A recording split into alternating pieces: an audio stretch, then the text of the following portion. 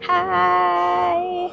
Oke, sebelum gue lanjut untuk part 2 dari road trip Norway gue, kalian pasti bertanya, kenapa sih lo harus kelingan? Ya kan? Ya, jadi kenapa kelingan? Karena memang tujuan utama gue adalah hunting aurora. That's why gue harus mencari tempat yang tidak ada cahaya, tidak ada polusi cahaya, atau mungkin minim cahaya. Dan Lingen juga salah satu tempat terbaik untuk hunting aurora karena kemungkinan untuk mendapatkan aurora di daerah Lingen itu persentasenya besar banget. That's why gue pergi ke sana. Dan sedikit tips buat teman-teman yang mungkin tahun ini juga mau hunting aurora, lo harus cari tempat yang tidak ada polusi cahaya atau minim cahaya, karena once lo mau melihat aurora itu benar-benar keadaannya harus gelap banget dan di luar. Jadi maksimalin lo tidak berada di tempat atau daerah yang terlalu banyak cahaya, even cahaya lampu jalanan aja tuh nggak ada gitu. Jadi lo benar-benar harus pastiin itu. Dan juga tips yang kedua, lo harus spare waktu.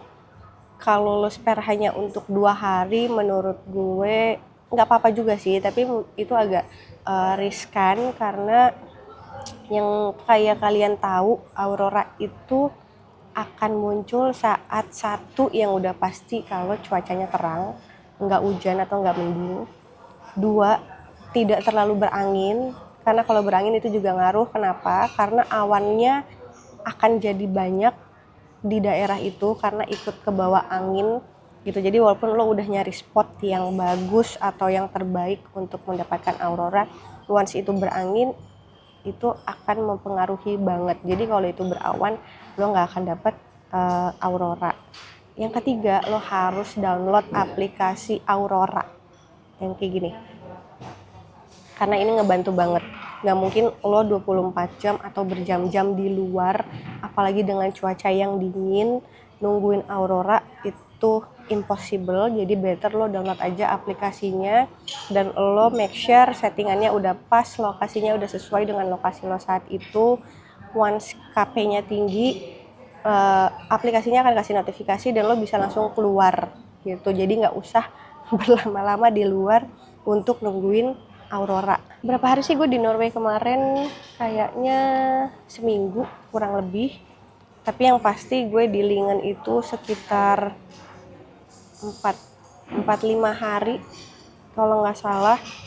Dan menurut gue 5 hari di Norway ataupun untuk Tromso dan Lingen ya khususnya itu cukup aja.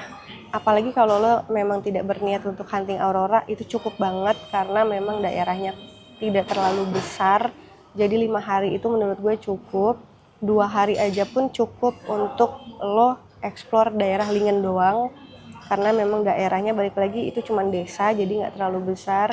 Dan 2 hari cukup untuk lo nge-explore semuanya, mau itu hiking, mau itu lo mau cobain semua restoran di sana, ataupun memang lihat-lihat daerah sana, itu cukup. Dan ada apa aja sih di Tromso sama Lingen? Tromso itu memang kotanya, jadi yang menarik itu adalah sebenarnya seperti kota-kota pada umumnya, tapi yang menarik di Tromso itu mereka punya iconic building, itu adalah Arctic Cathedral yang sebelumnya ada di video gue yang ada foto bangunan segitiga. Itu adalah Arctic Cathedral. Itu bangunan katedral tertua dan paling utara di Tromso atau di Norway, sorry gue lupa. Jadi itu salah satu juga gereja paling utara di sana.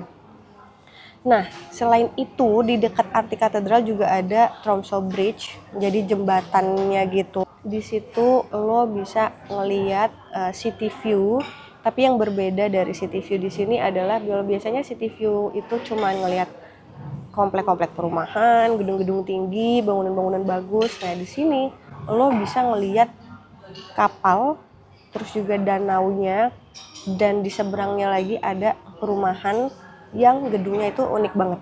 Jadi dari jembatan Tromso ini lo bisa melihat semuanya di dalam satu kesatuan gitu. Jadi ini menarik banget. Kalau lo lihat lurus lo bisa ngeliat city view-nya. Kalau lo ke kiri lo akan ngeliat si Arctic Cathedral. Dan kalau lo lihat ke kanan lo akan ngeliat danau juga fjord-fjord yang kecil-kecil itu ada di sana. Jadi kalau lo ke jembatan Tromso ini semua pemandangan tuh ada di situ. Selain itu ada cable car yang gue udah bahas juga di video sebelumnya. Jadi cable car-nya itu lo bisa benar-benar full ngeliat city view-nya Tromso. Dan ini direkomendasiin kalau lo naik cable car itu malam. Dan dia akan buka kalau nggak berangin, lagi-lagi safety-nya mereka itu benar-benar jadi concern. Kalau tidak berangin, cable car-nya akan buka. Tapi kalau berangin, sedikit aja itu pasti tutup. Jadi balik lagi sebenarnya memang semua wisata di Norway, terutama Tromso ataupun Lingen, mereka benar-benar mengikuti dengan cuaca saat itu di kota itu. Nah, cable car-nya ini agak pricey, harganya sekitar 1 juta sekian satu orang, tapi memang cukup panjang jaraknya dari cable car ke bawah. Dan selain itu di Tromso juga ada museum-museum. Museum-museum ini lebih ke tentang penjelasan suku aslinya mereka, which is itu suku Sami. Suku Sami bisa dibilang ini adalah suku nenek moyangnya negara-negara Skandinavia ya. Jadi warga lokal, benar-benar warga aslinya mereka itu adalah suku Sami. Di museum ini akan ada penjelasan gimana cara suku Sami ini hidup, gimana cara suku Sami ini mencari makanan atau bertahan hidup, dan budayanya seperti apa, makanannya apa aja, itu ada di museum itu. Jadi kalau lo juga tertarik dengan museum-museum, ke salah satu museum di sini pun akan seru banget. Dan gue juga amat sangat merekomendasikan kafe untuk lo datang ke kafe dan bar di Tromso, karena mostly kafe-kafe atau restoran-restoran di sana itu menyediakan daging reindeer sama daging paus. Kalau menurut gue nyobain sih itu enak ya. Jadi kayak se-slice gitu tuh, slice 2 slice atau di burger tuh enak. Nggak amis. Jadi dagingnya tuh juicy banget. Apalagi daging pausnya. Daging pausnya nggak ada rasa amis sama sekali dan gampang digigit. Jadi kalau lo ada masalah dengan gigi lo, nggak usah khawatir. Kalau lo pesen daging paus ini juga enak banget. Karena itu salah satu makanan khas mereka. Dan kalau lo pecinta bir, lo harus banget datang ke salah satu bir di Tromso. Kemarin gue cobain yang terkenal itu adalah Olhallen. Kenapa terkenal? Karena dia punya bir lokal, berbagai macam bir lokal dengan berbagai macam rasa. Ada yang fruity, ada yang flowery, ada yang kalau suka pahit juga ada. Karena gue nggak begitu paham ya, jadi banyaklah rasanya yang kayak gitu. Lo harus cobain karena mereka memang salah satu kota yang memiliki bir lokal terbanyak dan rasa yang enak. Sama satu lagi ada salah satu bar terkecil paling utara di dunia. Bar terkecil paling utara di dunia namanya Raketen. Raketen ini bener-bener kecil banget tapi tetap ada tempat duduknya karena ini unik banget dan bener-bener ada di tengah-tengah kota Tromso. Gampang banget untuk ditemuin. Jadi kalian kalau udah di Tromso search aja Raketen dan ini pasti akan gampang dan directionnya itu mudah ke sana. Yang gue suka dari bar di sana adalah Mulah Wine. Jadi Mulah Wine ini wine anget sama kayak wine-wine yang ada di negara Eropa lainnya. Cuma kayaknya gue lebih suka Mulah Wine dari Norway, dari Tromso. Kenapa? Karena rempahnya berasa cuma nggak nyengat. Jadi di tenggorokan tuh masih sopan. Di tenggorokan masih sopan dan kan kebanyakan mereka tuh antara almond sama kismis ya. Kayaknya kalau di Paris kalau nggak salah tuh mereka kebanyakan pakainya kismis untuk wine angetnya. Tapi kalau di sini itu almond. Bisa pilih sih sebenarnya, tapi kalau lo nggak request kebanyakan mereka akan kasihnya almond. Terus kalau di Lingen ada apa aja sih? Nah kalau di Lingen itu lebih banyak dia untuk wisata alam. Lo cocok banget kalau suka alam ke Lingen karena mereka ada Lingen Alps. Lingen Alps tuh yang pegunungan di atasnya kelihatan salju-salju dari road trip yang kemarin. Itu Lingen Alps. Terus ada fjord juga. Fjord itu teluk. Jadi di sana memang banyak teluk-teluk gitu ya dan itu seru banget, bagus banget perpaduan antara fjord sama Lingen Alps-nya. Nah, kalau lagi musim dingin ke sana, berarti itu di Desember sampai Maret. Kalau lo musim dingin ke sana, itu pilihan turnya ada dog sledding, terus juga ada snowmobiling, ada lagi ski touring. Bahkan kalau misalnya di musim dingin itu ada wisata mancing di danau yang beres gitu, di danau yang beku. Jadi walaupun danaunya beku, lo tetap bisa mancing. Nah, mungkin ada salah satu spot kali ya yang masih bolong gitu, yang masih bisa dimasukin pancingan. Nah, kayaknya itu juga menarik untuk lo coba kalau lo suka mancing. Tapi kalau lo kesana di musim panas, berarti itu di bulan Mei sama Agustus, wisatanya beda lagi. Kalau lo di musim panas, lo bisa hiking. Kayak gue kemarin, itu juga gue hiking. Terus kayaking, pendakian juga bisa, sama safari paus. Ini yang menarik kalau misalnya di musim panas safari paus, karena danaunya kan nggak beku ya. Jadi lo bisa naik cruise untuk ngelilingin si fjord-fjordnya dan cari paus atau ngelihat paus. Karena di Norway itu pausnya masih cukup banyak dan sering muncul kalau di musim panas. Nah, jadi lo tinggal pilih deh lo mau wisata yang mana, terus lo sesuaiin sama musimnya. Nah, kalau gue kemarin, gue itu di musim gugur karena gue kesana bulan September. Musim gugur juga waktu yang tepat kalau lo suka sama alam, balik lagi. Karena warna-warna di musim gugur itu cantik banget. Dia daunnya itu berubah jadi warna keemasan, warna merah, jingga, jadi semua warna ada. Dan kalau lo suka sama fotografi alam, ini cocok banget lo datang di musim gugur karena warnanya benar-benar nyala semua. Perpindahan antara musim panas ke musim dingin. Jadi di musim gugur ini warna-warna daunnya tuh benar-benar bagus banget.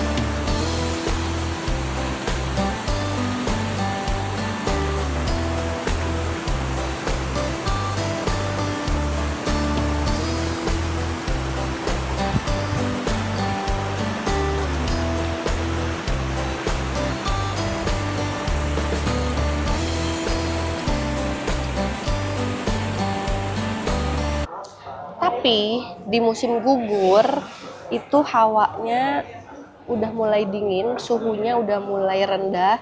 Di siang hari aja itu bisa sampai 5-10 derajat Celcius. Belum lagi ada angin-anginnya karena di Lingen anginnya cukup kenceng.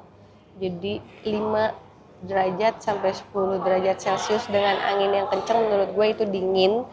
Jadi bener-bener walaupun mataharinya pun masih nyengat, masih ada, tapi lo tetap harus double, bajunya harus double dan lo harus pakai jaket juga. Kalau lo nggak hiking mungkin jaketnya masih bisa lo lepas karena kan lo berkegiatan dan panas ya dan keringatan, jadi nggak terlalu berasa dinginnya. Tapi kalau lo nggak ngapa-ngapain atau mungkin cuma jalan-jalan santai bukan hiking, harus pakai baju double lagi karena itu dinginnya masih kerasa.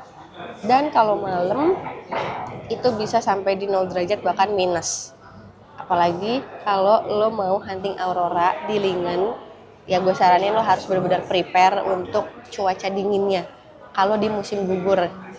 Karena di musim panas lo nggak bisa hunting aurora karena justru di musim panas itu mataharinya hampir 24 jam. Bahkan mereka punya istilah midnight sun, jadi walaupun malam itu masih ada mataharinya. jam 11, jam 12 malam pun itu masih nongol mataharinya kalau lagi musim panas. Jadi kalau lo mau hunting aurora, yang disarankan adalah saat musim dingin atau saat musim gugur.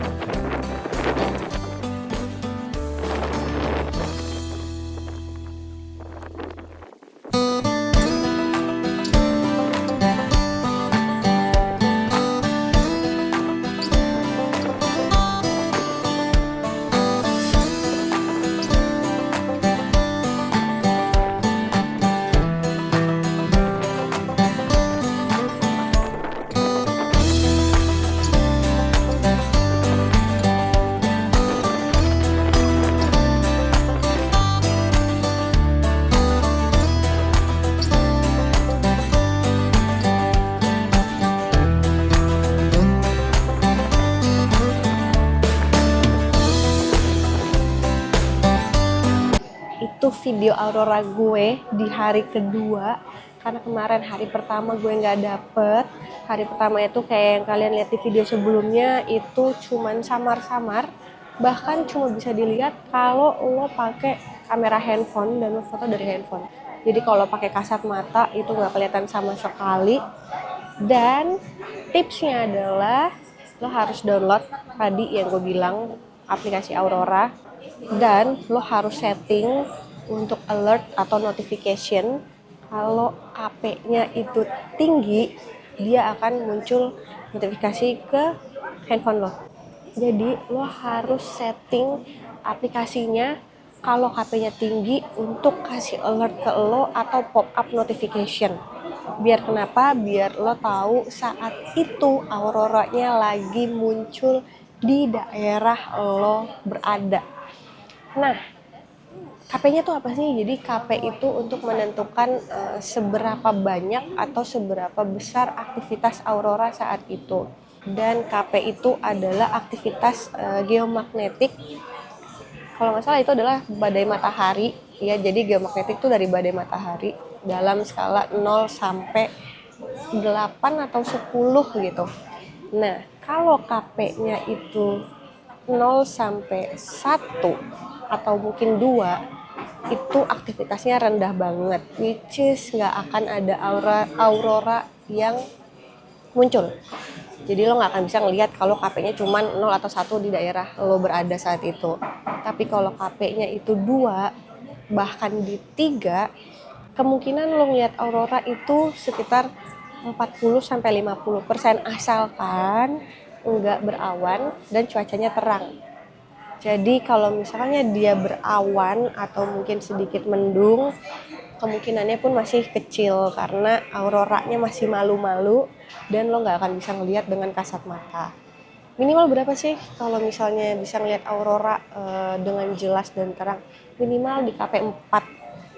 Minimal KP4, bahkan 5 pun itu auroranya terang. Lebih bagus lagi kalau di daerah lo KP-nya itu 6 ke atas.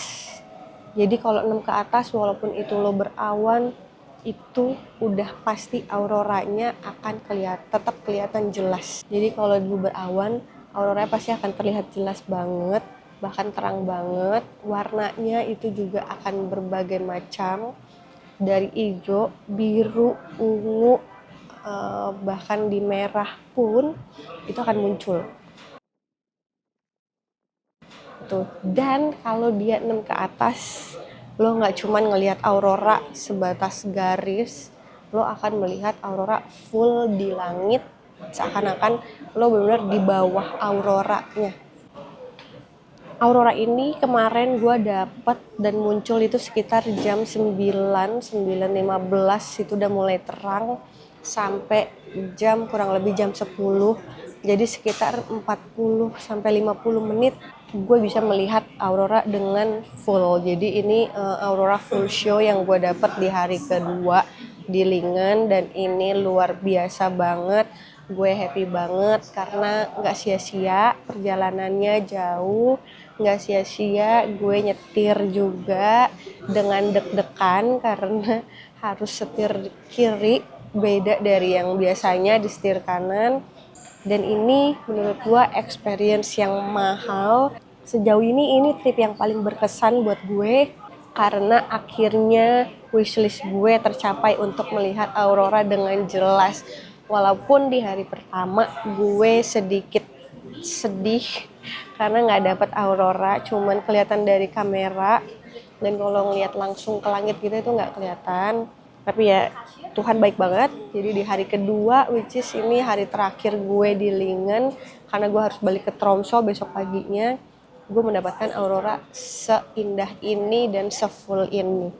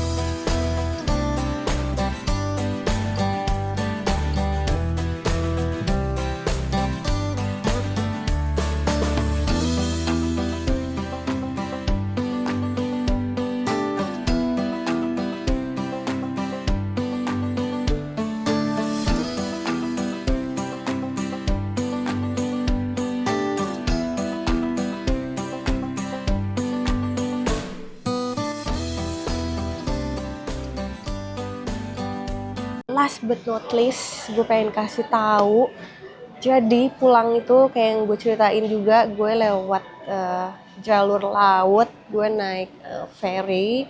Dan kali ini gue bisa bilang, kayaknya gue berulang-ulang bilang di video ini, view-nya itu bagus banget, view-nya keren banget, amazing banget. Karena memang seperti itu guys. Jadi mau lo lewat darat, mau lo lewat laut, view-nya itu bener-bener keren banget, worth it banget untuk lo pergi ke sana. Jadi walaupun pelabuhannya kecil, tapi semuanya tertib. Karena memang warga di sana itu disiplin banget. Mereka juga saling menghargai dan saling menghormatinya itu tinggi banget. Rasa tenggang rasanya tinggi banget. Jadi di pelabuhan kecil ini nggak ada yang jaga, lagi-lagi nggak ada tukang parkir, even security pun gue tidak melihat. Mungkin ada, tapi tidak terlihat untuk mengatur lalu lintas ataupun queuing atau antriannya. Jadi karena di sini udah jelas ada antrian dengan nomor line-nya sendiri 1, 2, 3, 4 dan orang-orang tuh sudah tahu gitu. Lo harus parkir di mana untuk menunggu kapalnya datang atau untuk masuk ke kapalnya. Jadi lo langsung tertib di antrian itu. Dan ini kapal gue udah datang. Jadi kita tunggu dulu semuanya keluar. Kita tunggu semua mobil yang ada di dalam kapal keluar. Baru setelah itu kita bisa masuk. Nah, lo bisa lihat sendiri, lo bisa buktiin sendiri yang gue bilang apakah benar pemandangannya itu luar biasa atau enggak di video ini.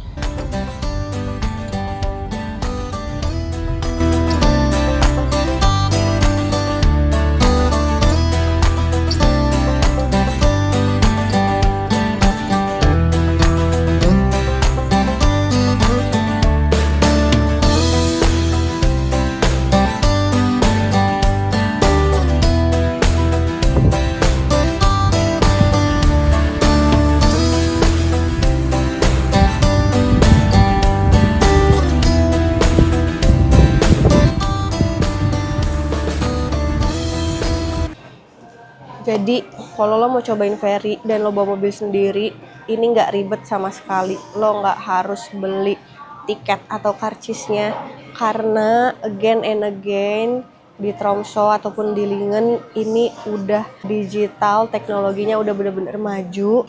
Jadi di mobil gue nggak tahu tepatnya mereka pakai sistem apa, mungkin stiker atau entah ada chip something.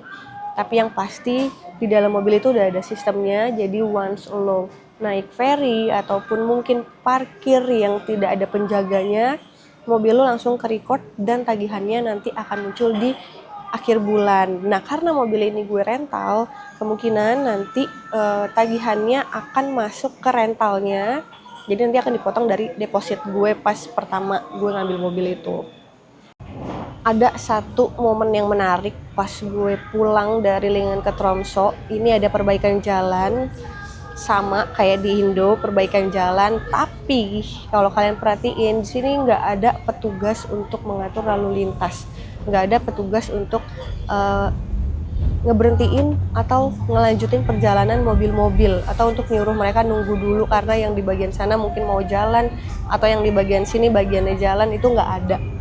Kenapa? Karena mereka punya lampu merah portable mungkin ya namanya ya. Mereka punya lampu merah portable.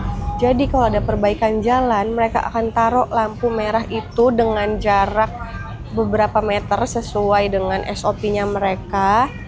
Dan mobil-mobil ini akan berhenti ataupun jalan sesuai lampu merah. Jadi nggak ada tuh yang abang-abang abang-abang pengatur lalu lintas untuk nyetopin mobil atau untuk mengatur lalu lintas karena perbaikan. Dan semuanya tertib, nggak ada yang nyerobot lampu merah itu atau nggak ada yang nggak mau ngalah, itu nggak ada. Jadi benar-benar semuanya mengikuti aturan.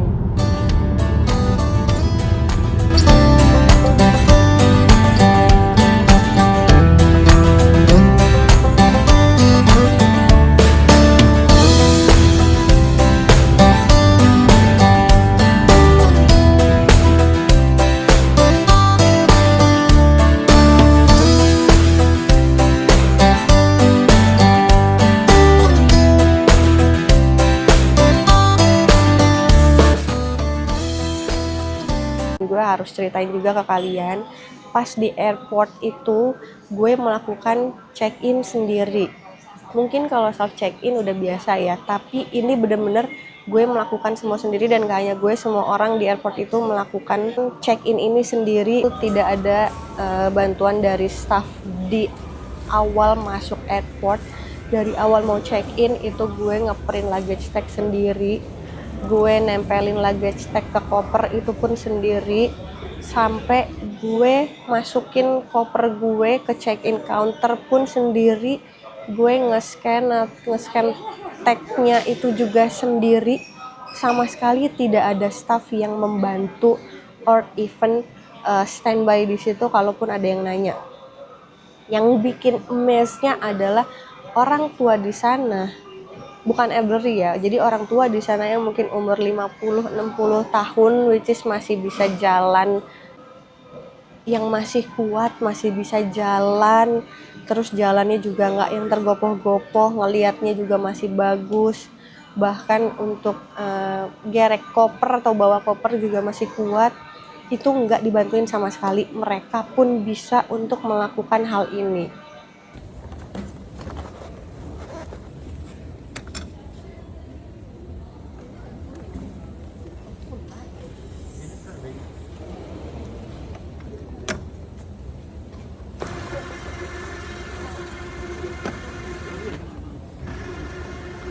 Terus gimana kalau yang orang tua, nenek-nenek, kakek-kakek? Nenek-nenek, kakek-kakek di sini masih dibantu oleh staff. Jadi ada satu check-in counter khusus dan hanya satu check-in counter doang dengan satu staff, itu memang khusus untuk membantu kakek nenek elderly yang bener-bener udah nggak kuat, even jalan aja mereka pakai kursi roda, mereka udah nggak kuat.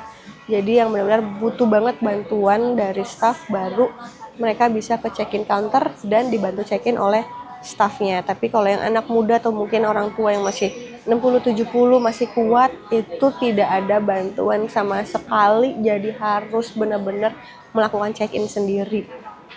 Pokoknya ini keren banget menurut gue.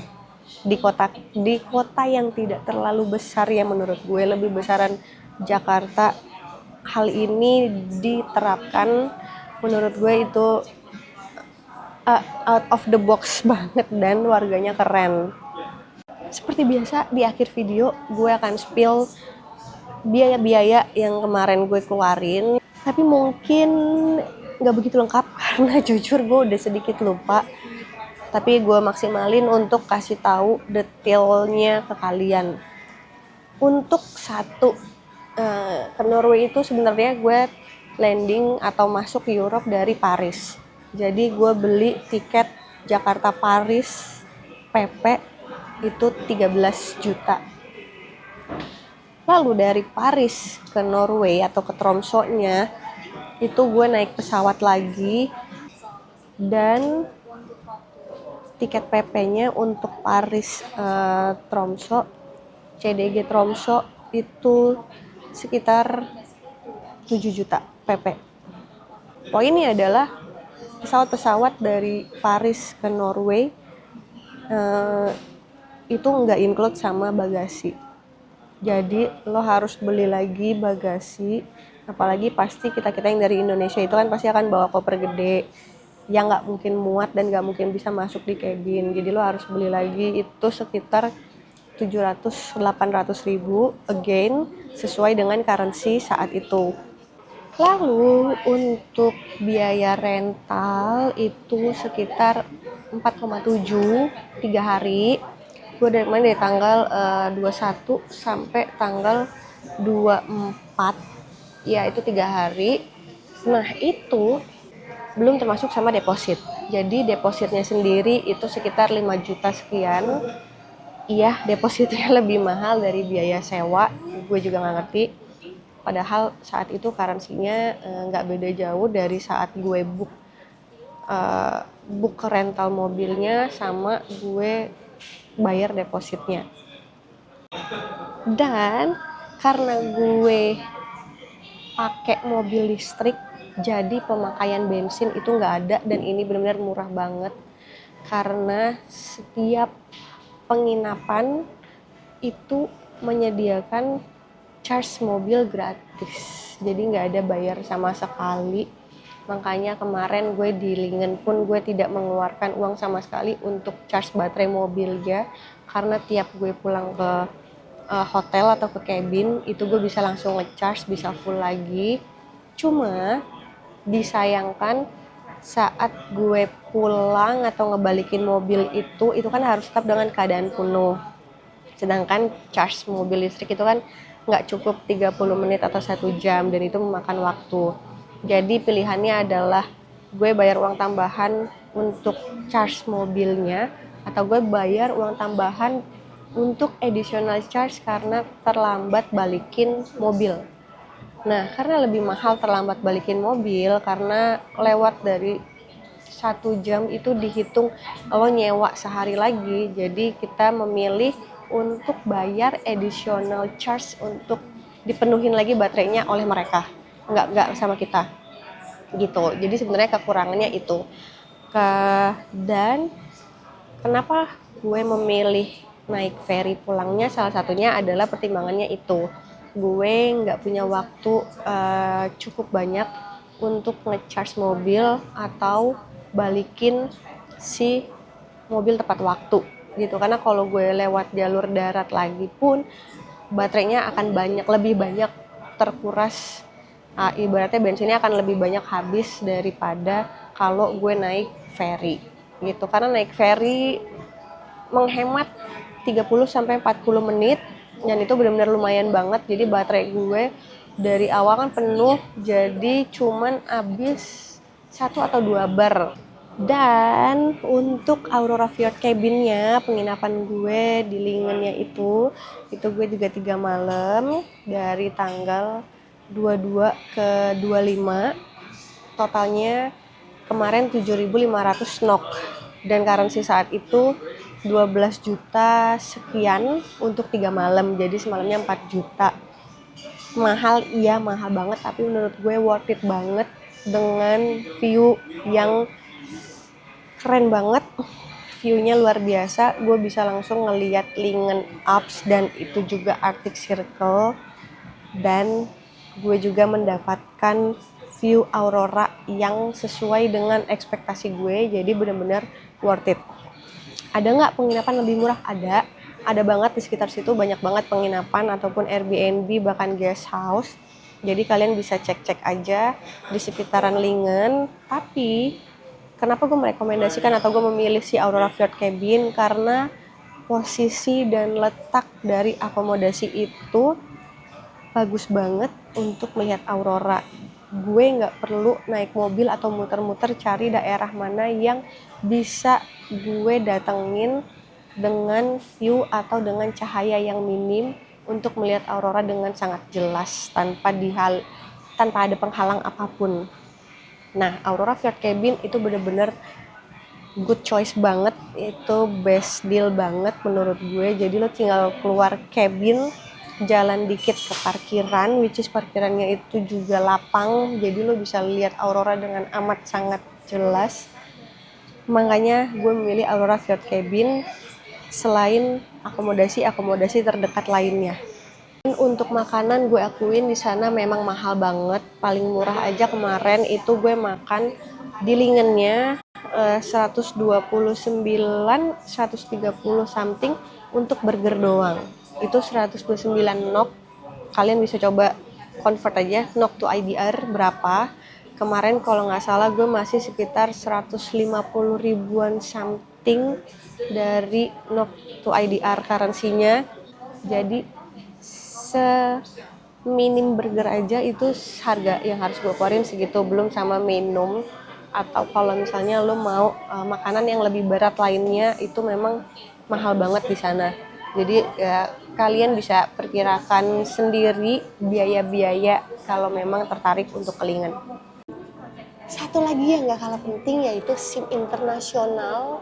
Kemarin gue bikin SIM internasional kurang lebih itu kalau nggak salah 700.000 dan itu langsung jadi 3 hari gue hubungin orangnya dan itu langsung jadi.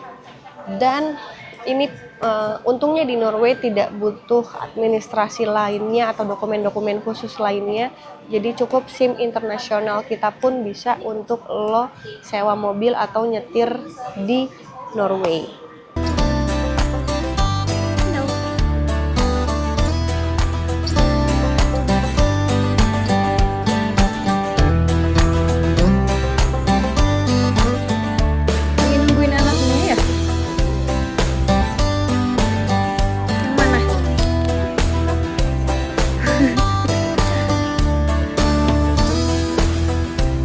Itu yang jatuh tuh. So guys, semoga videonya membantu, semoga bisa jadi referensi juga untuk kalian-kalian yang berencana mencari aurora tahun ini. Gue doain semoga aurora yang kalian cari itu lebih bagus, lebih keren, dan lebih dancing, warnanya juga lebih nyala daripada video gue sebelumnya. Dan apapun yang kalian wishlistkan juga tercapai di tahun ini. Bye bye, thank you for watching. Guys, thanks banget yang udah ikutin perjalanan ini. Kalau lo suka sama videonya, lo tahu harus ngapain. Jangan lupa share ke teman lo yang pengen lihat aurora juga. Subscribe-nya jangan ketinggalan biar kita ke tempat-tempat seru lainnya bareng lagi. Dan seperti biasa, sampai ketemu di trip selanjutnya.